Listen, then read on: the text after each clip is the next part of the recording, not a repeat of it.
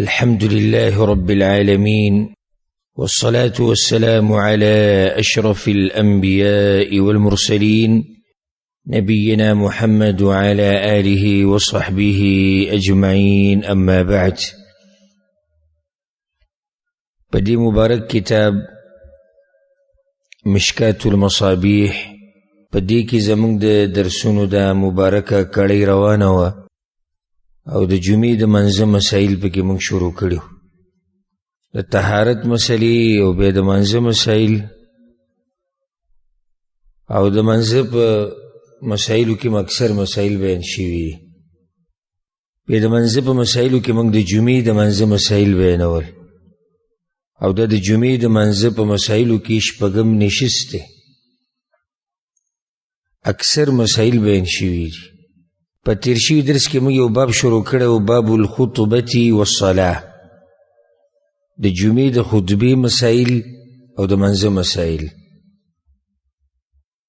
نو دغه باب کې موږ ډېر حدیثونه ویلي او لږ پاتې دي. دا حدیثونه به پوره کوو انشاءالله، او دې سره به د جمعې د منځه مسایل پوره شي. او بیا په هغې پسې باب دی باب صلاة الخوف، د یرې په وخت کې مونځ د هغې څه طریقه ده. نو که وخت و بیا به بعض مسلې د صلاة الخوف بیانو، د یرې مونځ. د جمعې د منځه باره کې چې کوم حدیثونه بیانېدو، په هغې کې اخرنی حدیث دا بیان شوی د جابر رضی الله عنه چې پیغمبر صلی الله علیه وسلم دا خبره وکړه د خطبې په دوران کې: اذا جاء احدكم يوم الجمعة والامام يخطب، تاسو کې چې یو سړی راشي د جمعې منزل او امام خطبه کوي، فليركع ركعتين، نو دو رکعته دې وکړي، وليتجوز فيهما، او د دو رکعته دې مختصر وکړي. په دې باندې درس ختم شوی. نو موږ چې دلته دا مسله ثابته شوه چې د خطبې په دوران کې هم تحیت المسجد به کوې، دا د جومات حق دی. بعضو خلکو دا عادت دی چې د حدیثونو یو بل په جنګ ورولي. لکه تا ته به دا وایي ګوره نن وایي پیغمبر وایي چې د جمعې خطبې ته غوږ کېږده، او ملګري ته به دا هم نه وایي چې غلی شه. نو څنګه پکې ته به یې دوه رکعته کې؟ نو جواب د هغې دا دی، وایي کوم پیغمبر چې ویلي دي چې جمعې خطبې ته غوږ کېږده، هم اقا پیغمبر دا خبره کړې ده چې دا دوه رکعته به پکې کوي. اوس خبره ختمه شوه. یعنې یو سړی د الله نه او د الله د پیغمبر نه مخکې کېږي نه. څنګه اولي کې د څنګه اولي ځان سره به جیب کې. کم پیغمبر چې دا ویلي چې د جمعې خطبه اورېده لازم دي چې کله وله راشي، هم اقا پیغمبر دا ویلي دي چې دوه رکعته به کوې کله چې ته راشي، اگر که امام خطبه کوي. بس خبره ختمه شوه. زما او ستا پکې څه کار چې ګوتې پکې وو؟ موږ خو به دومره خبره منو او دومره به یو خبره باندې عمل کوو څومره چې راته الله ویلي، الله پیغمبر ویلي. اوس د الله پیغمبر چې کومه خبره کړې ده موږ په هغې عمل کوو.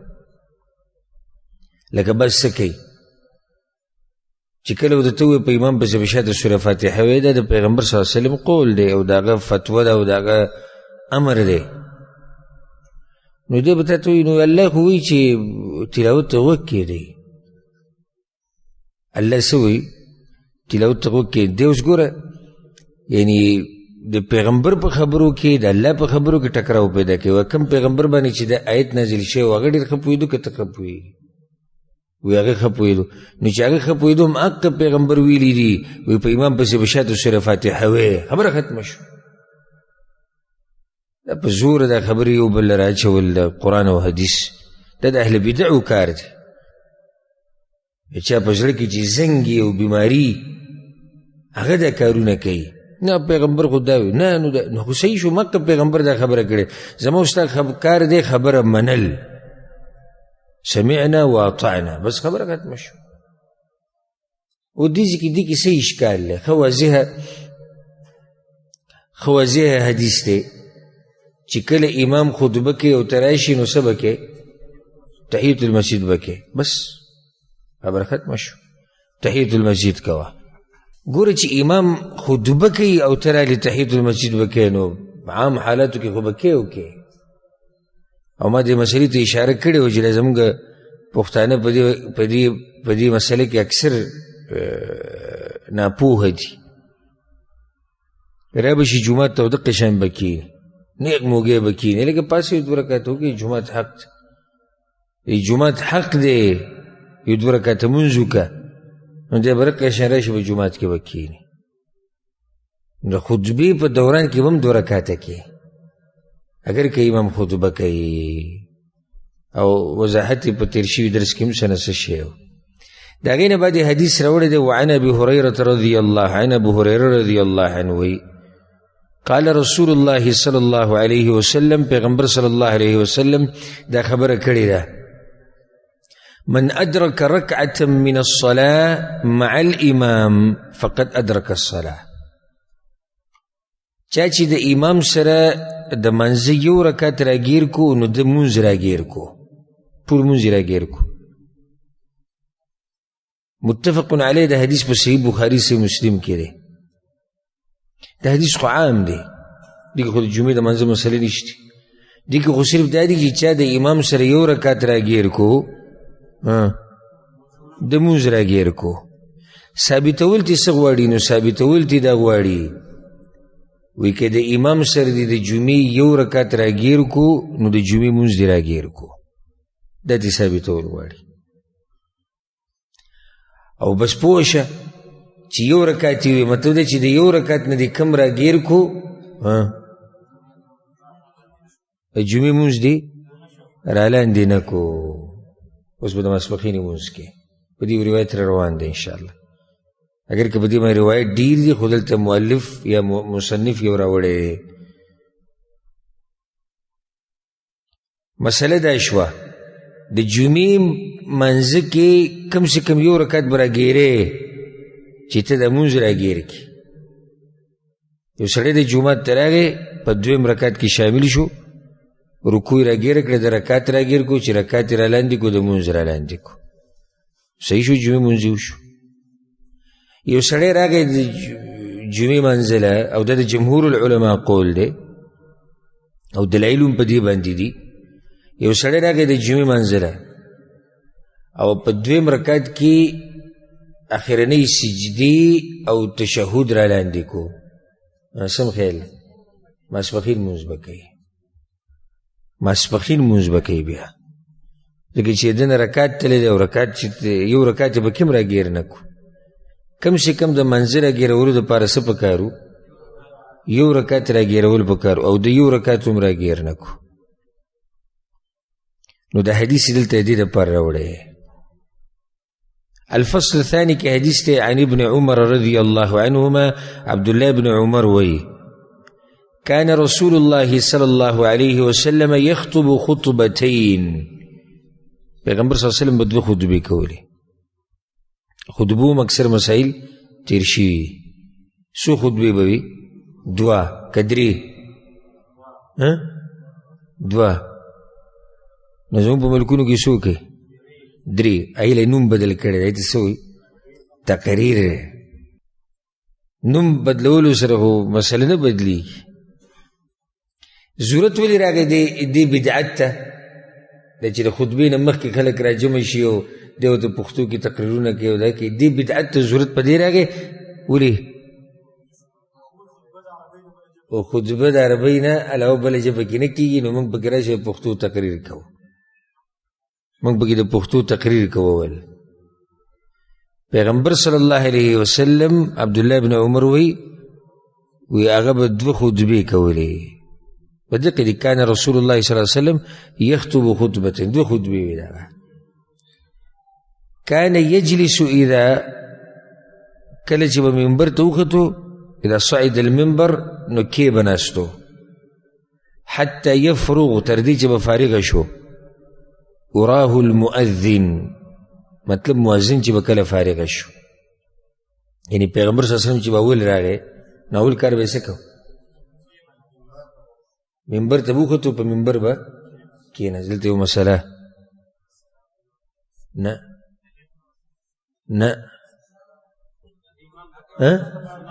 سنت یې ونه کړو. سنت چی شو؟ نشتی کنه. سنت نشتی جمعې د منځه نه مخکې سنت نشتی وی کله چې و منبر ته وختو کې به ناستو او مؤذن به اذان شروع کړو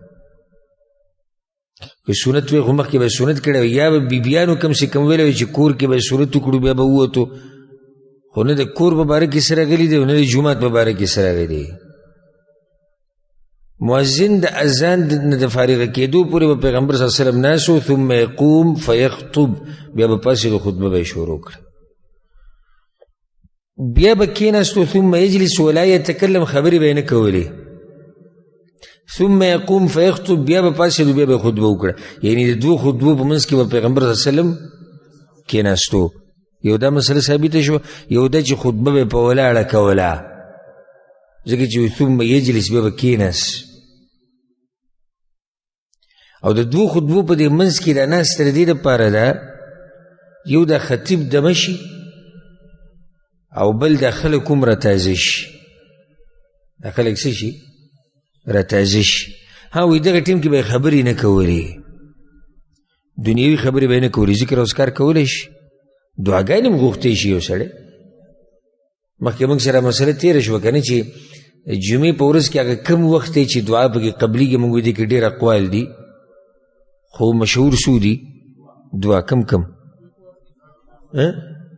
چې امام راشي او د منځه نه د فارغه کېدو پورې او دویم مازدیګر منځه نه بعد د ماښام نور ډوبېدو پورې نو اوس کې یو سړی دغه وخت نه فایده اخلي د امام چې راشي نو د خطبې په دوران کې خو دعاګانې نشي غوښتی که نه غوښتی شي نشي چې دی پکې ځان له لاس اوچت کې ولیږي نو دا موقع شتي چې کله خطیب کیني که ځان له خطیب دعا وغوښته یا دا کمی چې اورېدی او دعا دوه ووایي هېڅ خبره نه ده په دې کې څه حرج نشتی خدای چې دنیوي خبرې به یې نه کولې د حدیث امام ابو داود راوړی سندن دا حدیث کمزوری دی خو دا مسلې د نورو حدیثونو نه ثابتې دي چې به کې بعض موږ سره تېر شوي دي او بعض را روان دي وعن عبد الله بن مسعود رضي الله عنه عبد الله بن مسعود وكان النبي صلى الله عليه وسلم اذا استوى على المنبر پیغمبر صلی الله علیه وسلم چې وکړه په منبر باندې کېناستو یا په منبر باندې به برابر شو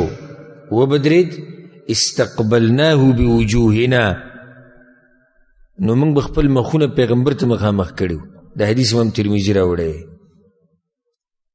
او بیا امام ترمذي وایي دا حدیث موږ نه پیژنو مګر الا من حدیث محمد بن الفضل په دغې سره پیژنو محمد بن الفضل په حدیث سره وهو ضعیف او هغه کمزوری دی حدیثونه به تېرېدو خو د نورو حدیثونو دا مسله ثابتي صحابه کرامو به خپل مخونه چاته مخامخ کړي پیغمبر صلی الله علیه وسلم ته اگر که د قبلې نه پکې مخ واوړي څنګه لکه دا ملګري چې ناست دي جمعې خطبې له ته رالې امام ته مخ که امام ته مخ که دې سره یو خو امام هم توجه به خلکو ته او د خلکو هم توجه چاته امام ته نو اوس بعض به ویني د جمعې په ورځ د جمعې خطبه به روانې دی به ځان هغه ګوټ کې ځان له شاته ناست یو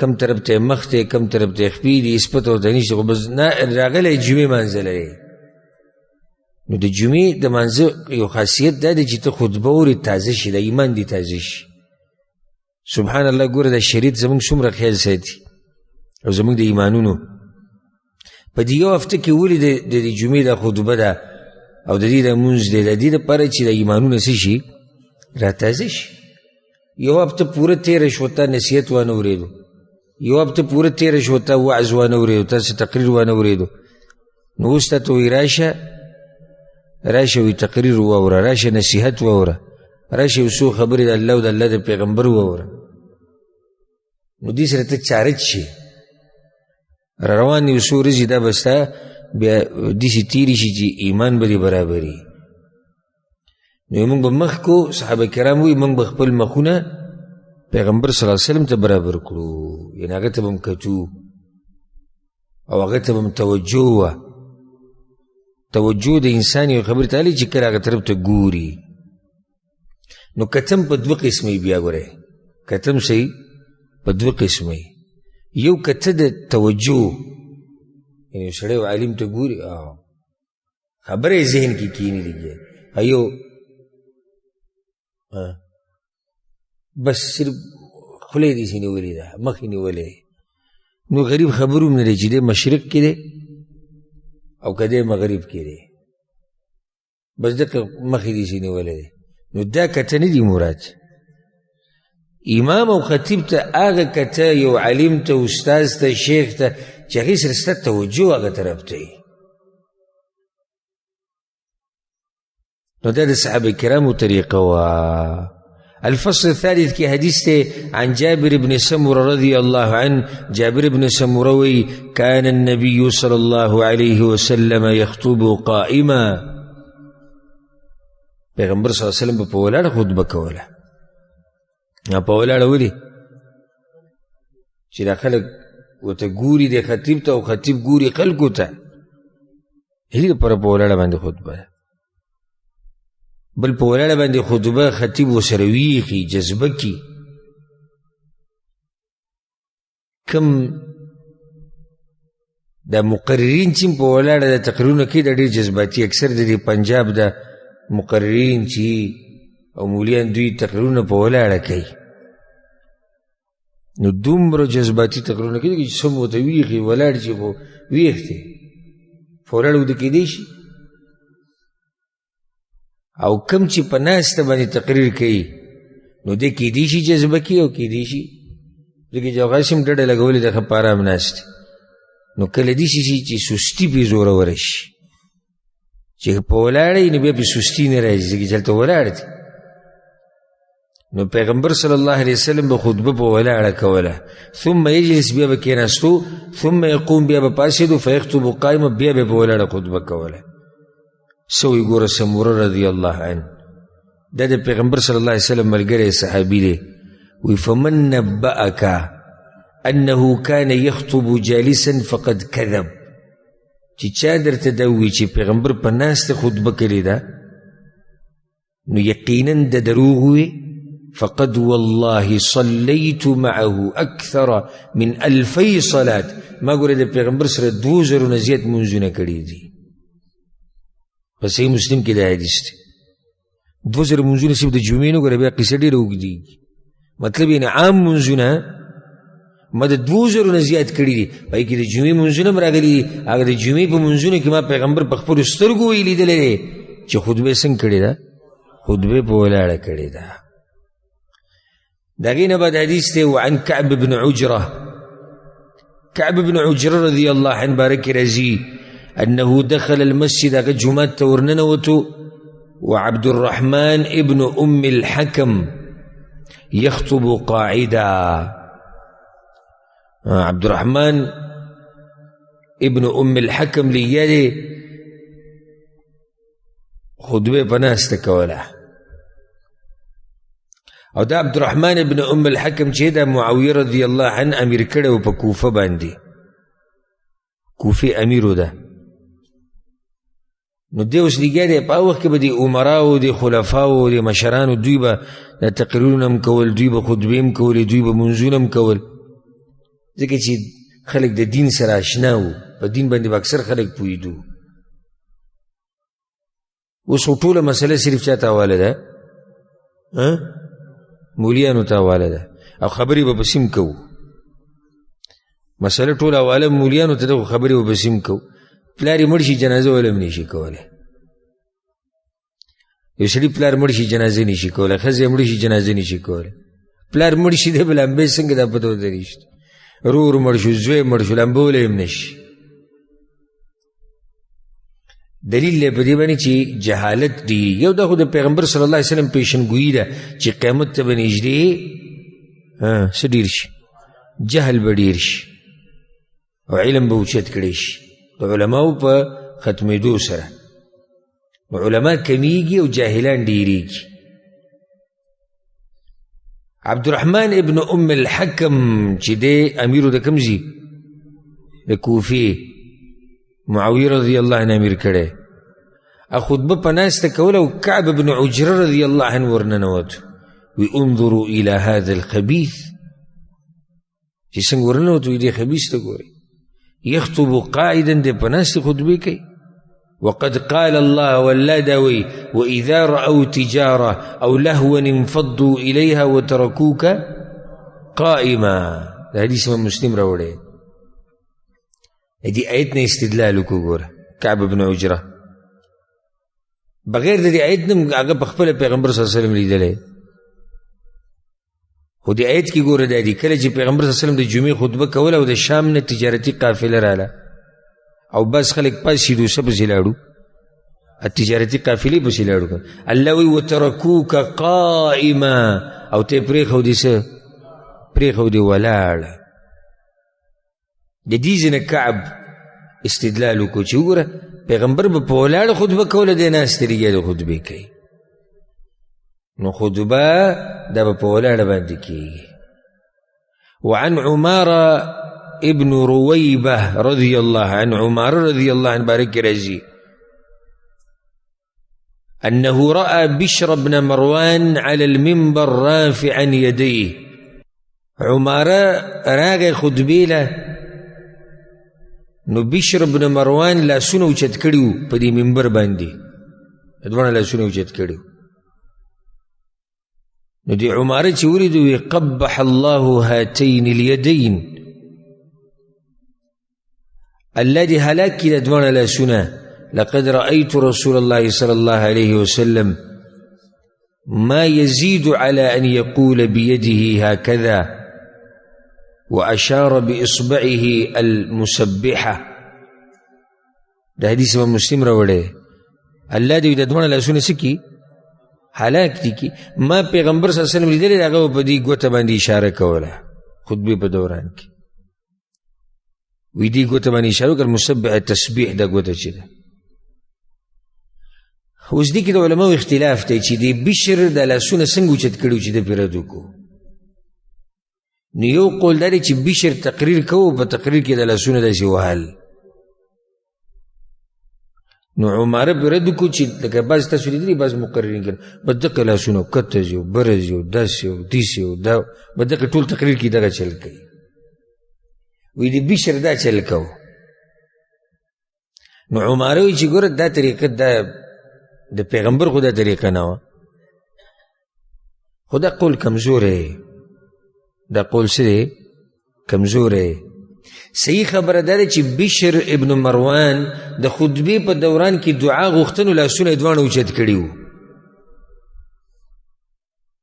داسې دعا یې غوښته نو هغه پرې رد وکړو وی پیغمبر چې به دعا غوښته د خطبې په دوران کې دا ګوته به اوچته کړې وه یو حدیث کې ورسره واضح الفاظ راځي چې پیغمبر به دعا په ټیم کې دا ګوته ریسې اوچتولی وه مطلب دا شي چې بشر باندې راکم رد چې کېږي نو دا دې دلته نه کېږي چې هغه د خطبې په دوران کې لاسونه وهل رد پرې څه کېږي دعا سره لاسونه اوچت کړي وو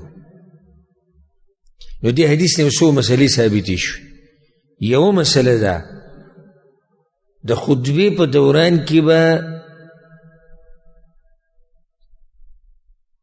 چې کله دعا کېږي د خطبې په دوران کې نو نه به خطیب داغه دعا سره لاسونه اوچتوي او نه به اورېدونکي اوچتوي دا حدیث ځان سره یاد کړئ که نه دا په صحیح مسلم کې دی بیا راشي بعض وایي دلیل پسې دی دلیل واره دا صحیح مسلم حدیث دی خطیب لاس نشي اوچتولی دعا کې نو اورېدونکي څنګه اوچتوي اوس یو خطیب دی د خطبې په دوران کې دعا غواړي یا په آخره کې دعا غواړي بس دعا دې وغواړي که اشاره کول غواړي نو په څه به کوي په ګوته کوم چې دعا اوري هغه صرف امین وایي زموږ د خلک ورسره هم لاسونه اوچت کړي دلته خو خطیبان الحمدلله لاسونه نه اوچتوي خو دوی سره اوچتوي دا طریقه دا نه ده صحیح صرف د پیغمبر صلی الله علیه وسلم نه استسقا کې ثابت دي چې کله د باران دعا به غوښته د باران دپاره نو پیغمبر صلی الله علیه وسلم به هم لاسونه اوچتول صحابه کرامو به هم لاسونه اوچتول صرف د باران دپاره ګورئ ښه چې کله خطیب د باران دپاره دعا غواړي نو بیا لاسونه اوچتولی شي اورېدونکي به هم لاسونه اوچتوي د دې نه بغیر نه یو سړی به وایي چې ولې دعا ده نو خو لاسونه یې ورسره اوچت کړي کم کوپر یې وکړو. جواب: پیغمبر صلی الله علیه وسلم نه ډېرې دعاګانې ثابت دي چې لاسونه یې ورسره نه دي اوچت کړي. موږ به هم هغه دعاګانې کوو، لاسونه به نه اوچتو. پیغمبر صلی الله علیه وسلم چې به جومات ته ننوتو ذکر او دعا به یې کوله که نه؟ کوله به یې که نه؟ چې اوس یو سړی جومات سره ولاړ اللهم افتح لي ابواب رحمتک، صحیح کېږي غلط کړي؟ ولې غلط کړي؟ لاسونه یې اوچت کړي. نو ولې لاسونه اوچتول ناروا دي؟ پیغمبر نه دي اوچت کړي. کله چې یو سړی د قضای حاجت نه فارغ شي او راوځي د بیت الخلا نه، نو څه به وایي؟ غفرانک. غفرانک څه معنی ده؟ یا الله زما ګناهونه معاف که، یا الله ګناهونه راته وبخښه. اوس یو سړی باتروم سره ولاړ دی لاسونه اوچت کړي، صحیح ده که غلطه؟ ولې غلطه؟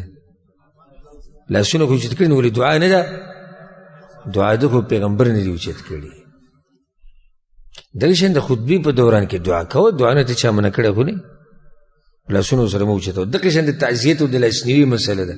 وایي وابیان دعاګانې نه مني، نه وایي دعاګانې مني، خو چې کوم ځای کې پیغمبر دعا غوښتلې او لاس یې نه اوچت کړي هلته به دعا غواړي لاس به نه اوچتوي، او چې کوم ځای کې دعا کړي او لاس یې اوچت کړي هلته دعا غواړه او لاس اوچتوه. او عام اوقات چې کوم دي ستا مرضي ده که لاس اوچتې او که نه اوچتې، او اوچتول پکې غوره دي. خو چې کوم ځای کې د پیغمبر نه دعا ثابتوي او لاس یې ورسره نه اوچت کړي هلته بیا موږ هم لاس نه اوچتوو. یو سړی یاره دا نو دعا سره د لاس اوچتولو سره دعاګانې ښه قبلېږي او دا نو ته پیغمبر ولې په دې خبر نه پوهېده چې د پیغمبر نه مخکې کېږي؟ تاسو ټولو ته زما دا نصیحت دی، د قرآن او حدیث په مقابله کې د عقل مه استعمالوئ. عقل استعمال کوي د دې دپاره چې په قرآن او حدیث باندې پوه شي، په مقابل کې مه استعمالوه. نه اوس یو سړی وایي د مانځه نه بعد اجتماعي دعا غواړي، نو څومره خیر دی پکې. مولوي صاحب مخ را وګرځي ووایي چې یا الله ټول قوم وبخه او ټول پې امین ووایي، په دې کې څه دي؟ نو به صحیح شو. زه به د نن نه یو شپږم مونځ پکې جوړ کړم، 11 بجې به اذان کېږي راځه، څه چل دی؟ خو 11 شپږم مونځ پکې کوم، الله ته ځان نږدې کوم، څه کوپر مې وکړو، سبا له تره پسې ته پکې 9 مونځ ولګوه بل. او بل به ووایي چې د رمضان دا میاشت چې ده یو میاشت روجې دي که نه، موږ به 1.5 میاشت نیسو دې کال له. څومره به نیسو؟ 1.5 میاشت. او تا پې رد وکړو نو زه به ته به جواب کوم څه کوپر یې وکړو، روجې ډېرې کړې، عبادت یې ډېر کو. که دا قسمه خبرې دې شروع کړې به دین دې ټول دړې وړې کو. دا پیغمبر ولې راغلی؟ دا پیغمبر راغلی هم دې دپاره دی چې موږ وګورو هغه ته چې هغه څنګه عبادت کړی چې هغه شان وکړو. دا نه دی چې د ځان داسې چې شریعت هر چا له اجازت ورکړی او چې ستا زړه کې څه راځي هغه بیانوه او هغه کوه، نو بیا خو بس دا دین به ټول دړې وړې شي. یو به پکې یو څه کوي او بل به پکې بل څه کوي. نو اجتماعي دعا کوي څه؟ ابوالعز یو مولا تقریر مې اورېده وایي اجتماعي دعاګانو کې ډېر خیر راغلی دی وایي. نو اوس دته داسې ووایه د سهار دا سنت چې دي، سهار منزل چې موږ راشو مخکې دې سنت کوو که نه کوو؟ ښه نو څوک یو ځای کې ولاړې کوي، څوک بل ځای کې ولاړې، څوک نو سم خیال دی چې دې سهار منزل داسې وکړو دا روان سهار مونځ چې کوم دی نن جمع سره به دا سنت وکړو، اجتماعي مونځ به وکړو. سم خیال دی هر یو جدا ولاړ دی ځان له، د هغې نه ښه دا نه چې په امام پسې شاته ودرېږي ښکلی ټول یو شی وکړي. سم خیال دی اجتماعي به نه ولې غلطه؟ پیغمبر نه ده کړې. دقې شان د اجتماعي دعا پیغمبر نه ده کړې. ورسېدی به که نه نو دا بس خبرې یادوئ دا ډېرې اهم دي، خصوصا تا ته به خلک وایي لکه دا مسلې ډېرې راځي زموږ د پښتانه دا خبرې ډېرې کوي. نه نو دعا وه، نه نو دعا وه لاس یې اوچت کړو ته پورې داسې ونښتې، نه نو اجتماعي دعا نه جدا. نو دا خبرې ورسره یادې که چې داسې نه ده چې د هر چا خپله مرضي ده څه په دین کې کوي کوه او څوک به منع کوي، نه داسې خو نه ده. بله مسله د حدیث نه دا ثابته شو، دا مخکې موږ بیان کړې ده چې دا ګوته اوچتول د تسبیح ده او د تشهد ده او د مسواک ده، دا په دعا کې مستحب طریقه ده. او د دې داسې مطلب دی لکه تا چې 2 لاسونه اوچت کړي او په دې باندې عرب پوهیږي. زمونږ اکثرو خلکو ته دا مسله معلومه نه ده او یا مولیانو ته بیان کړې نه ده. په دې عرب ډېر ښه پوهېږي. تاسو به د عرب لیدلي د سپین ږیري چې په لاره هم رواني سبحان الله لا اله الا الله استغفر الله استغفر الله. دا ګوته به دې ځینې ولي، دا ګوته ولې نه ولي؟ څه مطلب دی دې ګوتې؟ د پیغمبر طریقه خو ده. دا جواب تاسو ځایونو کې ماله راکړو. لاسونه اوچت کړي، دا صحیح جواب دی. اوس لنډ تزام په دې خلاصوي چې د پیغمبر طریقه ده، خو ټول دین د پیغمبر طریقه ده. خو موږ حکمت یعنې ولې سړی کوشش کوي حکمت معلومو. دا خو لوی حکمت دی چې پیغمبر ویلي او صحیح شوه. خو دا ګوته ولې اوچته وي؟ دا لاس اوچته ولې شو؟ نو په دې ځان عادت کوي. دا ګوته دا چې ته اوچته کړي لکه ته چې له دواړه لاسونه دې اوچت کړي. دا دې حدیث نه ثابته شوه. وعن جابر رضي الله عن جابر رضي الله عنه لما استوى رسول الله صلى الله عليه وسلم يوم الجمعة على المنبر، پیغمبر صلی الله علیه وسلم د جمعې په ورځ یو پیر منبر ته وختو. قال اجلسوا، د خلکو ته وی کینئ کینئ. دینه دا ثابته شوه چې کله امام منبر ته وختو نو بیا مونځ کولی شي. یو سړی د امام راغی، خطیب راغی، منبر ته وختو او دی ودرېدو، الله اکبر، نفل مونځ یې شروع. طریقه صحیح ده که غلطه؟ غلطه ده. ولې غلطه؟ امام راغی خطبې ته به غوږ ږدي. اوس نو پیغمبر صلی الله علیه وسلم چې وکتو دا بعض خلک لګیا دي مونځ کوي، کینئ کینئ. فسمع ذلك ابن مسعود، عبدالله بن مسعود رضی الله عنه، سبحان الله، هغه منزل روانو یې دروازې سره وو او د دروازې سره یې واورېدو پیغمبر وایي کینئ. فجلس على باب المسجد، د جومات د دروازې سره بیا ناست. پیغمبر ته بیداري دي شي. دې ته پکې ونکتو چې غرمه دي او دا نور دی او دا شګه ده او دا کاڼي دي. د دروازې سره هغه دا واورېدو کینئ به دا دروازې سره ناست. پیغمبر صلی الله علیه وسلم ولیدو فرآه رسول الله صلی الله علیه وسلم، پیغمبر صلی الله علیه وسلم ولیدو وی تعال یا عبد الله ابن مسعود، عبدالله ابن مسعود دنه راځه تا ته نه یم. دا حدیث امام ابو داود راوړی. نو د حدیث نه یو دا مسله ثابته شوه لویه چې کله خطیب راغی نو بیا به مونځ نه کوې. چې خطیب راغی بیا به نه کوې. بس خلک څه چل کوي؟ زموږ د خلکو کې دا عادت شته چې کله اذان وشي خطیب به ناسي په منبر باندې او اذان وشي، اذان به ختم شي، امام به خطبه شروع کړي او دی به څه شروع کړي؟ دی به سنت شروع کړي. پیغمبر وایي کینئ کینئ. خلکو د سنت وی نو پیغمبر به وخت نه ورکولی، وخت به ورکړی وی، خاص وخت به ورکړی وی چې وایي د سنت پکې وکړي بیا به مخکې خبره کوو. نو هر ځای کې په یارانو باندې رد دی، خو چې څوک پې پوه شي هر ځای کې پې رد دی. یو ځای کې داسې حدیث نه راځي چې دا په ملګرتیا کې راشي. ځکه یو عالم خبره کوله، موږ چې کله درس وی د شیخ سره خپل مولوي صاحب سره د حدیثو د کتابونو دورې هم کولې، بیا مې ورته یو ورځ وویل، زړه مې راوپړسېدو. ما ورته وایي چې مولوي صاحب لکه دا څه قیسه ده، د حدیثونو ټول زموږ خلاف را روان دي. وی ما ته وی چې ته که څه د زموږ د مشرانو نه زیات پوهېږي کښېنه. وی په دې غلی کړم او بیا الله هغه ته هدایت وکړو، هغه عالم ته، او الله سبحانه وتعالی په حق واضح کړو. هغه وایي زه به دې کتاب ته ناست وم، چا کې چې انابت یې که نه لکه زړه کې الله ته رجوع یریږي د الله نه.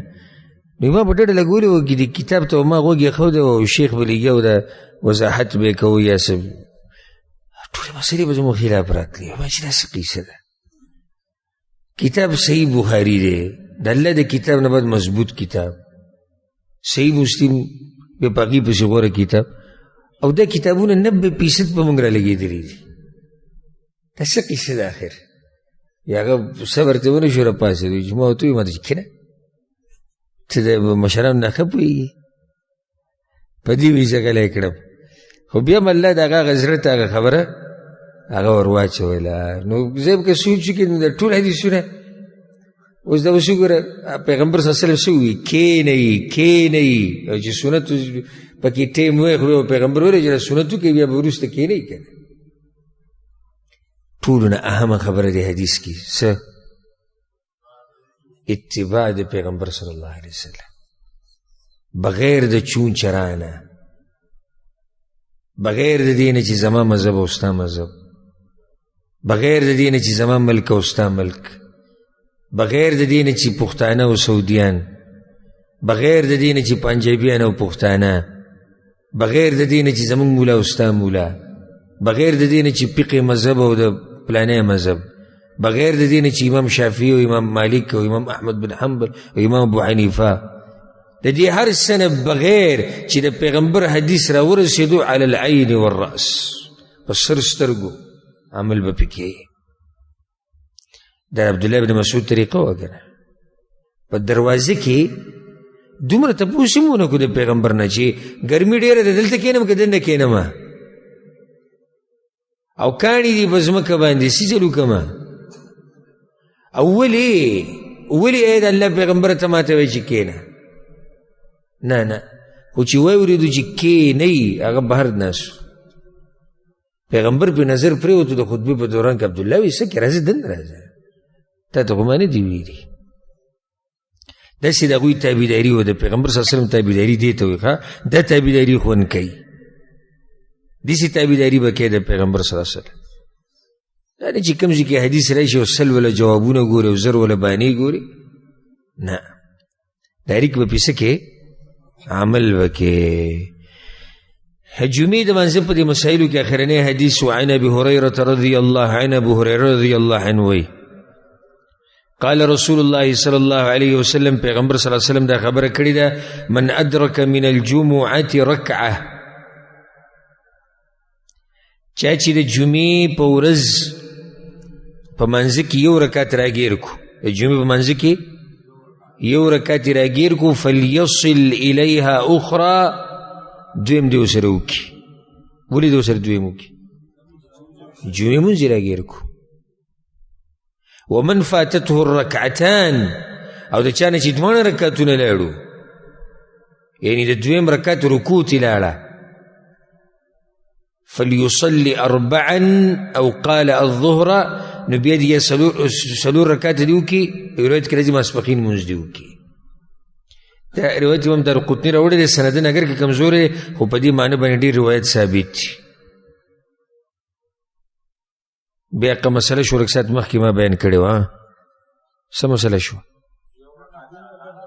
چې یو رکعت دې راګیر کو مونځ دې راګیر کو جمعې مونځ دې راګیر کو بل ورسره یو رکعت وکړه د یو رکعت نه دې کم راګیر کو ماسپښین مونځ به کې او د یو رکعت نه کم صحیح یعنی د رکوع نه لاندې چې رکوع دې راګیر کړه رکعت دې راګیر کو چې رکعت دې راګیر کو مونځ دې راګیر کو او چې رکوع دې نه لاړه اخرنی رکعت رکوع نو اولنی رکعت خو تا نه تللی او چې دویم رکوع دې نه لاړه دویم رکعت دې نه لاړ او چې دویم رکعت دې نه لاړ نو جمعې مونځ دې نه لاړ او چې جمعې مونځ دې نه لاړ نو اوس به کوم مونځ کې اوس به د ماسپښین مونځ کې پوه شوې په دې باندې که نه د هغې نه بعد باب راوړی دی باب صلات الخوف باب په بیان د هغه مسلو کې چې هغه تعلق ساتي د صلات الخوف سره.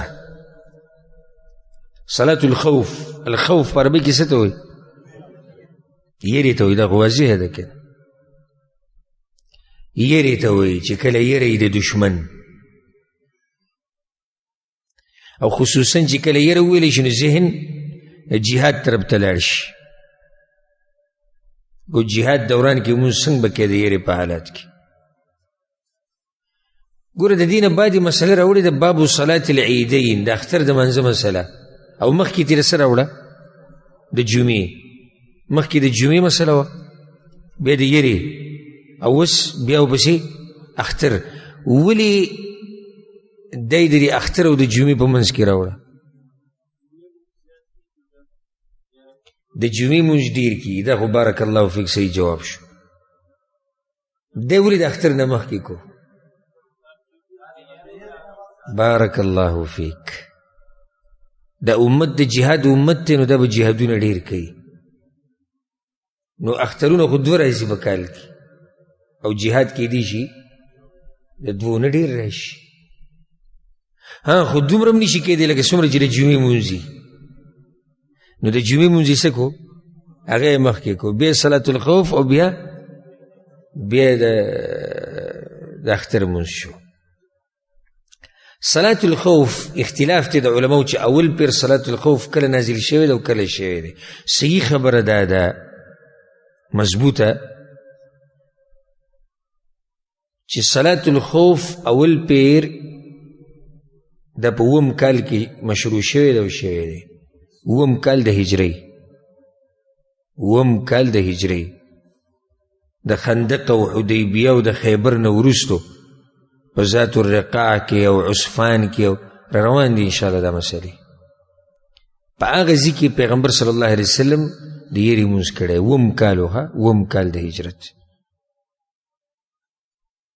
یعنی کله چې د خندق غزا وه نو په هغه ټیم کې د مونځ لا نه و مشروع شوی د په 9 کال کې مشروع شوی د خندق او حدیبیه او خیبر دا ټول شي ځکه چې ابو هریره رضی الله عنه روایتونه راوړي پکې او ابو هریره په کوم کال مسلمان شوی خیبر غزا په موقع باندې مسلمان شوی مطلب دی چې د هغې نه بعد دی د مونځ صلات الخوف د صلات الخوف ډېرې طریقې راغلي دي ډېرې طریقې راغلي دي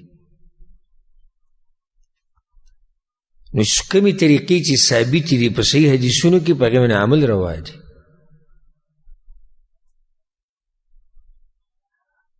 او د یری په دوران کې مونځ کول و جهاد روان دی مونځ به کې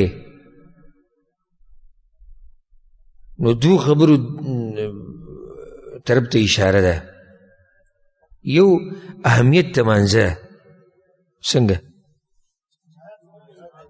جهاد دوران کې مونځ نه ساقطېږي نن ماښام منزل زه راتلم یو افریقندی ما سره میلاو شو ډېر دیندار هلک دی زموږ د جومات ته راځي هلک دی انهم فتیة آمنوا بربهم هغه مانه تپوس کوي ما یو کار ځان له کتلی دی هغه مالک راته وایي چې ته به جومات ته منزلې نیسي نو ما د دې نه مخکې چې زه ورته جواب ورکړم ما تا ورته څه ووایې دومره ناشنا جواب یې ماله راکړو که نه چې زه د وسه پورې ورب الکعبه چې زه د هغه جواب ته په هغه ټیم کې خو زما په دې جسم باندې ویښته ودرېدو او داسې راله دا ایمان را تازه کړو که نه څه مې را تازه کړو ما تا ورته څه ووایې وی ما ورته چې دا خو زما راس المال دی دا خو زما د مال سر دی دا چې دا لاړه ختم شو هر څه جومات کې چې ته زما نه مونځ والې چې جومات ته منزله مزه دا خو زما راس المال ختم شو نو چې د یو سړي سره کم راس المال یي هغه تاوان کي نو دی به ګټه د کوم ځای نه کوي ګټه خو سړی په څه باندې کوي په راس المال باندې کوي که نه ستا د مال چې کم سر دی بنیاد دی په هغې به ته نورې پیسې وګټې نو ما ورته وایي چې بنیاد وبېلم نو زه به تا نه بیا نور څه وګټم د نن ماښام منزله زه راتلم او دې دروازې ته راته دغه افریقي یو ملګری ولاړو وایي ما چې دا خو راس المال دی نو بیا ما نه تپوس کوو چې لکه داسې ټیم کې او مخکې نورې خبرې وشو خاصې دې خبرې ته مې وله سوچ را چې دا خو زما راس المال دی نو دا یقینا راس المال دی د جهاد په موقع باندې یو سړی مونځ نشي پرېښودی د جهاد په موقع او بعض راشي په دې سر مې بوج ووایي لکه مونځ دې ولې پرېښو بس دا ذهن مې لږ ټینشن دی وایي زما داسې ما له غوسه راشي که نه کله ناکله چې یو داسې نه وایي چې د سر باندې مې بوج و کار له نړمه خو په سر مې بوج و مونځ مې ونه کړو په سر مې بوج و درس له رانلمه لږ د هډوکې مې داسې دړدېدو چې وایي درس له رانلمه او یو ورځ به وینې چې د هډوکو د لاسه کار پرېږدي تبه به یي زکام به یي نزله به یي هډوکي به یې ماتېږي عمر به یې د 15 کال نه بری او په دې توره تیاره کې به روانې دي اړهیله او چې د مانځه شي او د دین شي نو بیا زر باني او زر مسلې او په سر بوج دی او دړل او وخت دی او پلانې ملاقات لراځي او ملګری دی او خپلوان دی او موبایل دی او دا باني به جوړېږي ټول. نو صلاة الخوف کې اهمه مسله چې هغه مخې ته یې ښوده پکار دي هغه دا ده چې د مانځه اهمیت. یعنې زم که دا مونځ چې ته کوم ځای کې ساقطېدې نو په کوم ځای کې به ساقط شوی جهاد په دوران کې. الله اکبر. یو سړی د الله د دین دپاره لګیا دی، د تورې د ګزارونو په منځ کې لګیا دی، د ټوپک او د بمونو او د ګولو په شور کې لګیا دی او وینې بهیږي او بدنونه ټوکړي ټوکړي کېږي او الله بیا وایي بیا به مونځ کوئ. بل کم وخت چې یو سړی به ما ته وښیي چې دې ټیم کې دې نه کوي، دغه ټیم کې مونځ نه ساقطېږي. صرف مونځ کله ساقط دی تپوس نه الله نه کوي چې دې عقل کار پرېښو او یا نه عقل خو دغه کې ټول رالو که نه خو دغه شی شو که نه عقل چې کړ یا چې مړ شي بس. یو سړی د عقل کار پرېښو دی، بېهوشه دی یا لیونی دی یا په نشه کې دی، هېڅ پې نشته، یا د بدن د زړه ودرېدو بیا به مونځ نشته او چې دا یي مونځ پې شته. بیا جدا مسله چې په څه طریقې سره به یې کوي. موږ د منځه د مسایل چې بیانول خو هم ټول دقې دپاره هم بیان کړي دي. هر سړی به د وس مطابق به مونځ کوي. نو صلاة الخوف کې یو دا مسله. دویمه د جهاد فضیلت دی پکې. د جهاد فضیلت پکې څنګه ثابت شو؟ څوک ما په دې پوه؟ بارک الله فیکما. تاسو دواړو ته الله علم نافع نصیب کړي. یعنی د جهاد دپاره رب العالمین په منځ کې تخفیف راوستو خو جهاد کې کمی رانه دی. جهاد پاتې شو. جهاد به یي جهاد به کوي د دشمن سره. صحیح ده مونځ لږ کم کوي. یعنی مونځ د اسلام څومره عظیم رکن دی. مونځ اوچت رکن دی که جهاد؟ مونځ اوچت دی او هغه مونځ چې هغه د جهاد نه اوچت رکن دی په هغې کې تخفیف راغی، په هغې کې کمی راغی خو دلیل دی د جهاد په اهمیت باندې او دلیل دی د جهاد په افضلیت باندې. پوه شوی په دې مسله؟ یو حدیث او په دې باب کې ووایو ځکه چې وخت لږ دی. ما دا خبره تاسو ته وکړه چې د یېرې د منځه طریقې څه دي؟ ډېرو طریقو سره دا مونځ ثابت دی. قرآن کریم کې الله سبحانه وتعالی دې منځه ته اشاره کړې ده په کوم صورت کې؟ سورة النساء کې وإذا كنت فيهم فأقمت لهم الصلاة.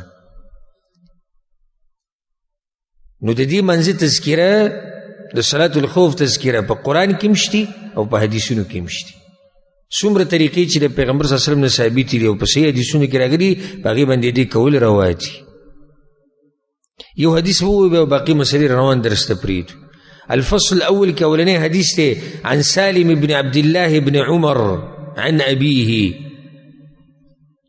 ګوره سالم ابن عبد الله بن عمر هغه وایي ما د خپل پلار نه دا روایت اورېدلی. پلار یې څوک دی؟ عبد الله بن عمر رضی الله عنهما. او خاندان دیسې مزه کوي. نیکه صحابي د عمر بن الخطاب او پلار صحابي د عبد الله بن عمر او سالم لوی فقيه امام دی. پلار او نیکه او زوی او نوسې او کړوسې او ټول علما دیسې خاندان مزه کوي او دیسې اهل مزه کوي.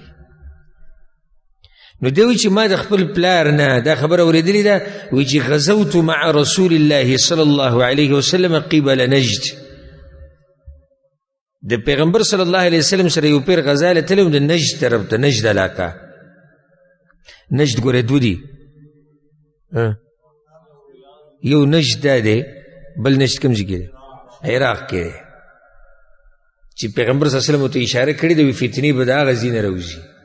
اشاره وکړه مشرق ته. بعض وی پیغمبر ویلی دی چې د دې علاقې نه به فتنې راوځي.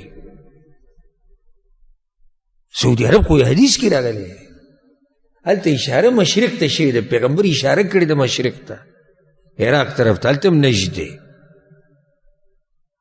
او نجد تاریخ راوالی دا خو عوام غریبانان د تاریخ نه څه خبرې دي عوام غریبانان خو صرف دې ته ګوري که سعودي ورسره ظلم زیاتی وکړو یو ټول حدیثونه چې څومره د ظالمانو دي هغه په سعودیانو پیټ کړي او دې په خپله که ډاکې اچوي که غلا کوي که د خلکو مال په دروغو خوري که دوکې کوي که هر څه کوي دله جایز دي دی به هر څه کوي خو که عربی معمولي خو دې خوښ نو بیا د ظالمان دي او د هر څه نه عدل و انصاف په هر ټیم کې کوي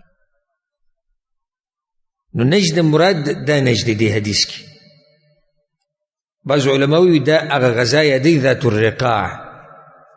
الرقاع غذا چې پای کې دا مونځ شی او ذات الرقاع ورته په دې وایي موږ خو سیرت کې ذکر کړی ذات الرقاع ورته په دې وایي چې صحابه کرامو سره سورلۍ لګې وي او خپو ته پیاده سفرونه ډېر کړي نو دا پیزارونه او موزې د اشلیدلې وي نو به یې د خپو نه چیرلې تاو کړي وي